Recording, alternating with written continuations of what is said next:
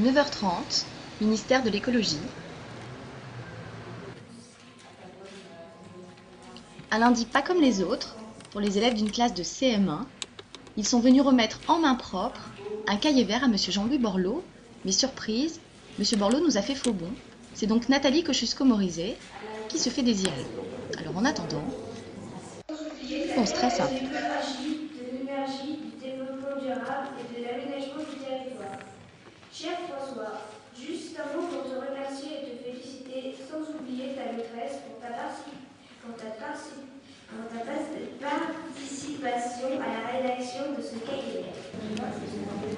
Quel est ton prénom? Amandine. Dis-moi Amandine, est-ce que l'écologie à l'école c'est aussi important que les autres matières? Ouais.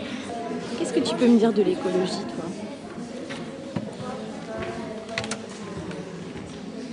Est-ce que ça t'a appris des choses, ce projet? Oui, qu'il fallait pas polluer, qu'il fallait trier, et qu'il fallait tout manger notre assiette à la cantine.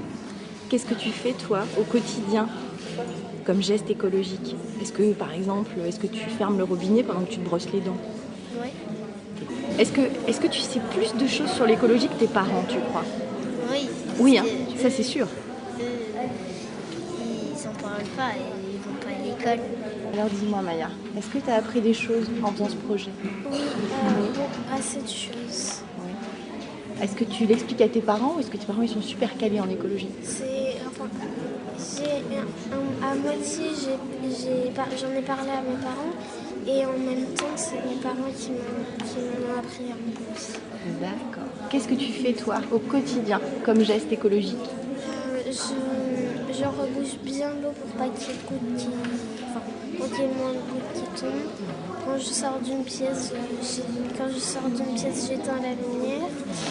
Et quand par exemple il y a la télévision qui est allumée et que je regarde pas la télévision, que personne ne regarde la télévision, je l'éteins. D'accord. Et alors, est-ce que tu crois que ce que vous avez rendu, votre projet, est-ce que tu crois que M. Jean-Louis Borloo va faire ce que vous avez conseillé? Peut-être. Peut-être. Est-ce que vous avez eu des bonnes idées? Oui. Oui. Bon, donc il n'y a plus qu'à croiser les doigts. 10h30, Madame la secrétaire d'État n'est toujours pas là. Tout le monde patiente dans un calme relatif. Après une soixantaine de minutes, ça y est, c'est l'heure du cahier. Le petit jeu des questions-réponses commence. On parle davantage de développement durable dans les médias. Écoute, oui, on essaye.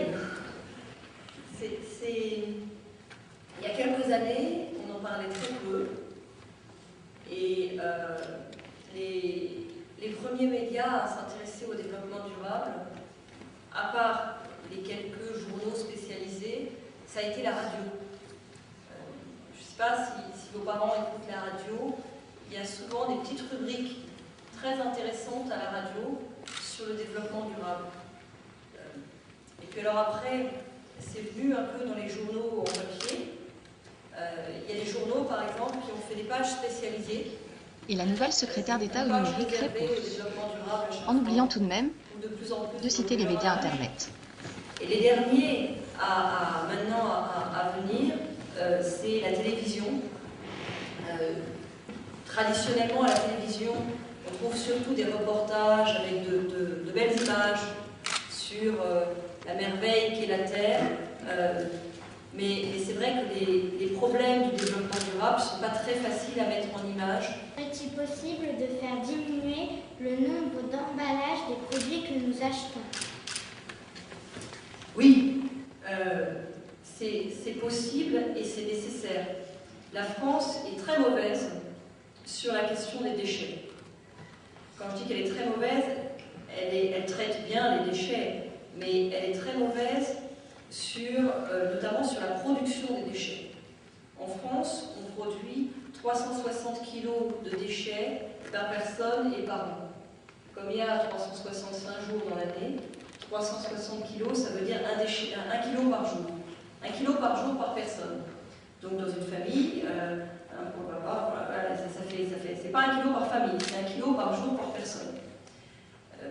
Et c'est pas une fatalité. Il y a d'autres pays où on en produit moins. Par exemple, les Japonais, ils produisent moins de 250 kg par personne et par an.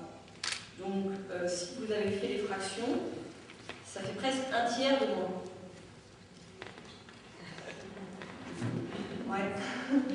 Bon, ça fait moins, quoi. 11h15, le petit cadeau souvenir. Ah, c'est très joli. Merci beaucoup. Et chacun retourne à ses occupations.